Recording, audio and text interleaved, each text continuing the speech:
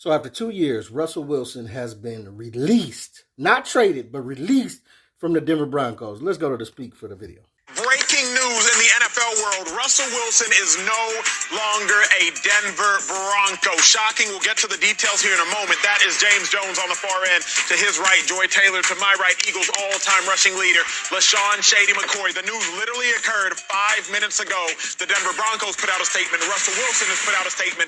And after less than 24 months in the organization, what might go down as one of the worst trades in the history of the National Football League, the Russell Wilson tenure in Denver, it has officially come to an end. Bring me on camera for this, because I want you all to realize just what this means. Now, Russell Wilson was traded from the Seattle Seahawks to the Denver Broncos back in March of 2022. Seahawks gave up 2 first-round picks. The Broncos gave up 2 first-round picks. Broncos gave up 2 second-round picks. Russell Wilson had 2 years on his deal. Denver, however, chose to extend him. George Payton, he was the general manager. Nathaniel Hackett, he was the head coach. And the Broncos were in between owners. They had not yet acquired the Walmart ownership group. What the Denver Broncos chose to do was give Russell Wilson a 5-year, $242 million deal. And less than 2 years later, Russell Wilson will no longer be a part of the Denver Broncos. I mean, at this point, it just sounds like the old ownership was just doing this terrible deal to put the new ownership at a disadvantage. Because you already gave up 2 first-rounders and 2 second-rounders to get him. Now you're going to give him all that money when you could have just let 2 years play out to see how it go. Yeah, it sounded like they was just like, yeah, give it to him. I don't care. We gone after this. You know what I'm saying? Russell Wilson only has 11 wins to show for his $242 million deal. He only has 11 wins to show for his 2-year tenure in Denver. And 5-12 the first year, which he looked terrible. And then the second year, he went 8-9, which he had a run where he looked a lot better. Not great, but better. A lot of people are at fault. I am not suggesting that Russell Wilson is all at fault. However, I am suggesting, James Jones, that Russell Wilson was compensated heavily and did not necessarily return the wins that his compensation would suggest he was due to deliver. Can we get a jib? I want to see everybody. Let's take the jib real quick. James, this is bad. Yeah. This is real bad. Yes, it is. This is terrible. Yes, it's about as ugly as it can get in the National Football League. Shady McCoy, Joy Taylor. Now, again, for a little bit of context, James, before you answer this one, the Denver Broncos will still owe Russell Wilson $39 million this coming season.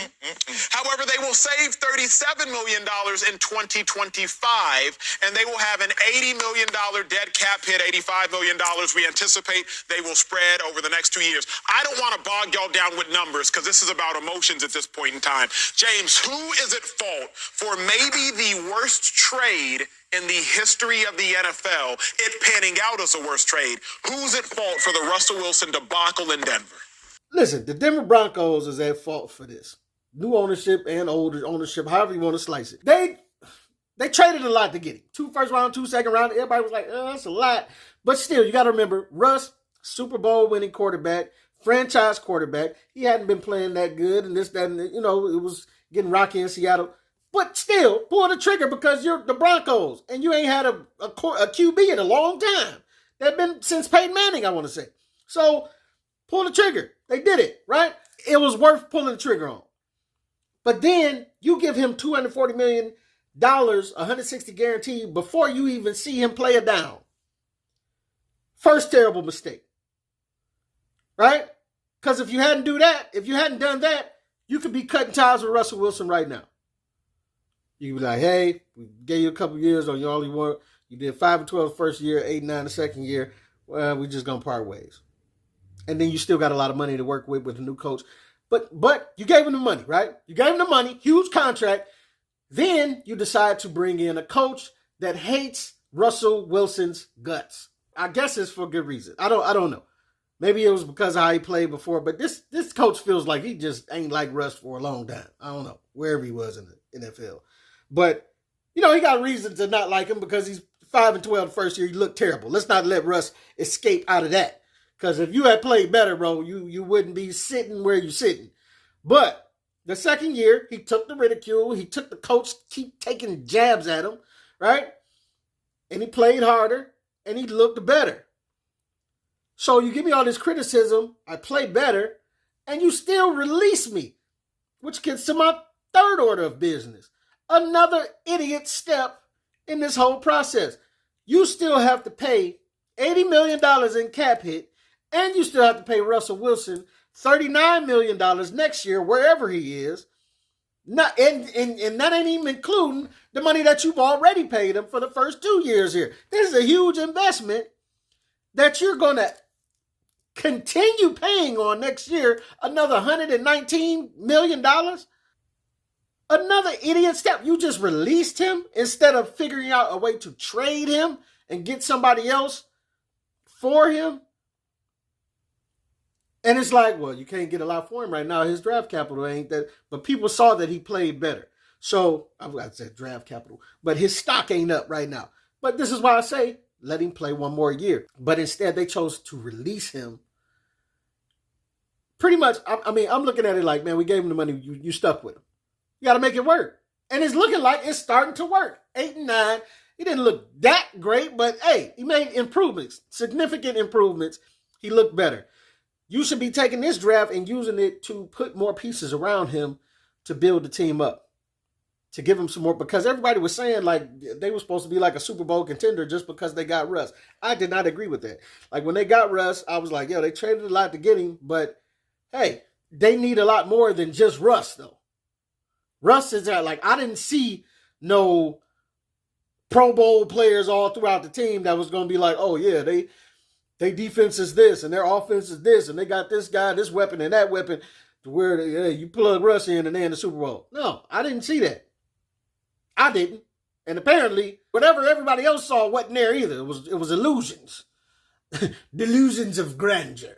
Because when you plugged Russ in, you didn't, the weapons weren't there, the team wasn't there. It wasn't there, man. You need more. You needed more. And not to mention, Russ was playing terrible at the time, too. We can't let him get out of that. Like, Russ, you wouldn't be in this situation, like I say, if you had played a lot better. But the man made significant improvements. But then it just doesn't make sense, man. I don't know why you would hire a coach that is willing to convince the franchise to blow another $120 million on releasing this guy. And they plan to move up in the mock draft to get J.J. McCarthy. That's what the mock drafts are saying that they probably would do. And I love J.J. McCarthy. I'm Michigan. You know what I'm saying? We won the title this year. I love it. But we also know that rookie QBs need some time. Sometimes you could throw them into the fire and it doesn't work out like you think it's going to work out. Look at Justin Fields. You know, he's a great QB. But now they're thinking about, hey, let's go get Caleb Williams.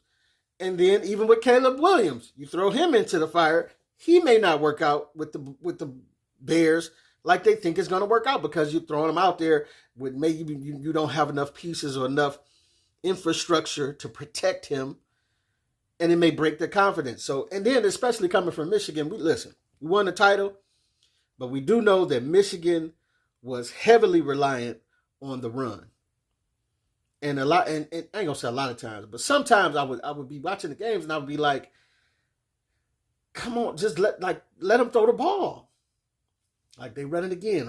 It ain't working. And it's some times where the run is the other team is starting to catch on and the run and ain't really clicking like it was.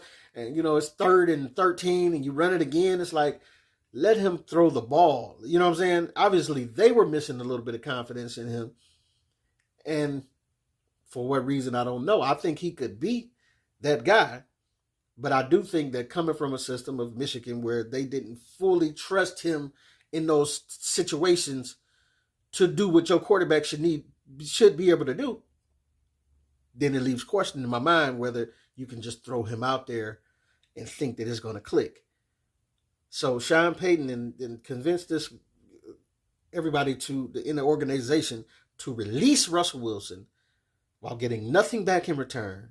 At the very least, you should have been trying to trade. What I would have done, I wouldn't even have been in this situation in the first place. But if I'm here, I would have been like, we keeping Russ. So deal with it, coach. We keeping Russ for at least another year, maybe 2. Because if he plays well next year, then we're going to keep rolling with him. But just to humor you, to try to settle everybody, to try to settle the coach and Russ, okay, we'll take J.J. McCarthy. We'll plug him in put him under Russ' wing. Hopefully, in another year, if Russ doesn't do as well, then we can, maybe year and a half, we can put him in. But if Russ does do well, maybe we can set up some type of trade, get this money off the books, and usher in JJ McCarthy. But me, I wouldn't have been in this situation in the first place, because when I made the trade to get Russ, I would have just stopped there. I'd say, hey, you're my guy. Gave up a lot to get you. Let's see how it works. Oh, what about a new contract? We'll talk about it. Talk about it next year. Let's get a year in, though. Then after that first year, it would have went terribly. Well, Russ, what do you want me to do? What kind of talk do you want me to have with you about a contract now? Kind of got to play this thing out, right? Played another year. Didn't work. Right now, you can be wiping your hands of the situation. Russ, we love you, man. We gave it a try. But we're going to go back to the draft, or we're going to, try to get this free agent or that free agent or whatever. Maybe with the Bears, you trade and get Justin Fields or something like that. Whatever. But this is the route that should have been taken. But now I'm interested to see where this is going to go, because there's been a series of bad decisions, and I don't know if it looked like it's going to get too much better to me. But we'll see if Sean Payton, if his overseeing is going to work right now. Because right now it just looks stupid to me.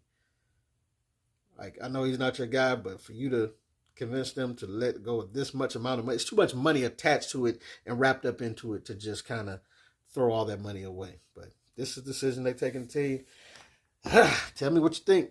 It's going to work, if you think it's going to work or not. But this is your boy P. Camp. Let me know what you think, what you don't think. Get at your boy.